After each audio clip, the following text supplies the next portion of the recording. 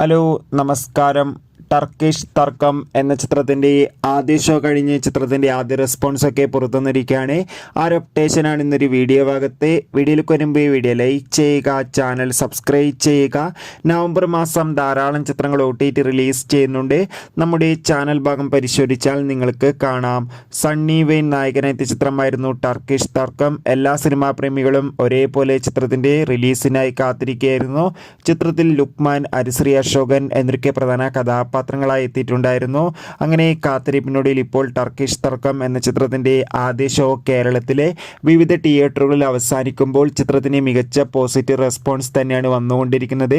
ചിത്രം മികച്ച ആക്ഷൻ ത്രില്ലറാണെന്നും ചിത്രത്തിൽ നമുക്ക് സണ്ണി വെയിനിൻ്റെയും ലുക്മാൻ്റെയും മികച്ച അഭിനയം തന്നെ കാണാൻ വേണ്ടി സാധിക്കുന്നുണ്ടെന്ന് റിപ്പോർട്ടുകൾ സൂചിപ്പിക്കുകയാണ്.